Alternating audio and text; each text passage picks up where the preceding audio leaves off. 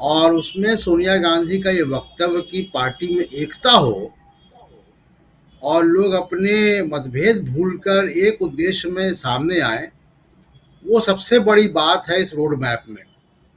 और दो तीन बातें बहुत रेखांकित करने वाली हैं। एक तो सोनिया गांधी ने देखिए 2004 में जब कांग्रेस जीत कर आई तो बहुत मुश्किल समय में कांग्रेस को उन्होंने निकाला और उनके ऊपर व्यक्तिगत रूप से भी आरोप था। पार्टी टूट गई थी, एनसीपी बन गई थी, शरद पवार बाहर निकले थे। उसके पहले सीताराम केसरी, कांग्रेस तिवारी, बहुत काम कांग्रेस में बिखराव था और उसको एकजुट करके सोनिया गांधी ने कांग्रेस को वहां ले आया कि वो 10 साल सत्ता में रही। लेकिन मौजूदा समय में ये मुश्किल काम है, बहुत चुनौतीपूर्ण काम है। इसलिए काम चुनौतीपूर्ण है कि इस मौजूदा वक्त में ये हमारे विचार करने का, अध्ययन करने का विषय नहीं है, लेकिन बहुत महत्वपूर्ण है कि समाज की वायरिंग में शॉर्ट सर्किट है और ये शॉर्ट सर्किट की इंजीनियरिंग समाजशास्त्रियों के पास है। इसकी इंजीनियरिंग उनके पास है जो कि सोशल लीडर्स हैं। ये हमारे आपके बस की बात नहीं है।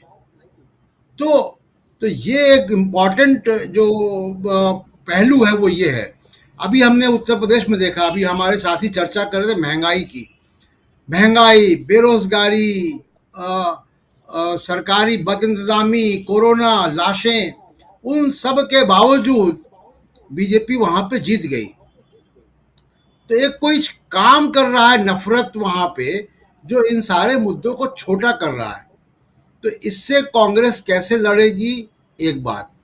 दूसरी बात यह कि कांग्रेस को इस वक्त सबसे इम्पोर्टेंट बात है वो एक ना एक जीत हासिल करनी है। एक मौका कांग्रेस ने, राहुल गांधी ने गंवाया कि जब वो अध्यक्ष बने तो 3 राज्यों में जीत कर आए थे। उस वक्त ही उनको कांग्रेस में ग्रिप मजबूत करनी चाहिए थी और उस वक्त अपना रोड मैप इम्प्लीमेंट करना चाहिए था। नहीं किया। आगे परिणाम जो है हम देख रहे हैं कि क्या हो गए।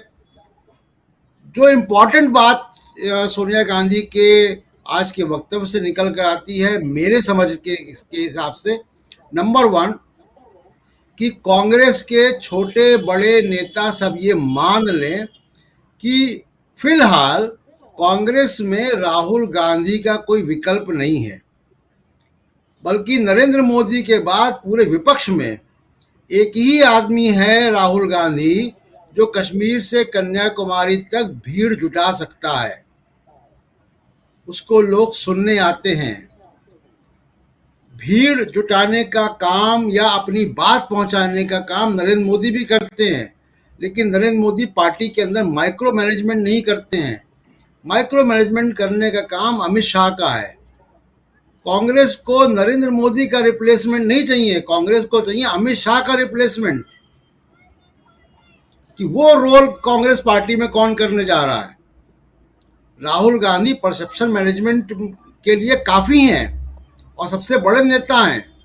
चाहे आप किसी से तुलना कर लीजिए कि वो एकमात्र नेता है विपक्ष में जो जिसकी पैन इंडियन पहचान है और पैन इंडियन उसकी अपील है। अब वो सवाल ये कि आप उसको वोटों में तब्दील कैसे करेंगे। अभी हमने उत्तर प्रदेश के चुनाव में देखा कि प्रियंका गांधी ने ठीक ठाक भीड़ जुटाई, उत्साह था लोगों में, और उसके बाद भी वोट में तब्दील नहीं हुआ। तो इसका मतलब है कि जो कांग्रेस के नेता हैं, जो कांग्रेस के स्ट्रेटेजिस्ट हैं, जो कार्यकर्ता हैं, उनमें कहीं कोई कमी है जिसको कांग्रेस को दूर करना है। तो ये मेरे ख्याल से ये 2 मुख्य बातें हैं।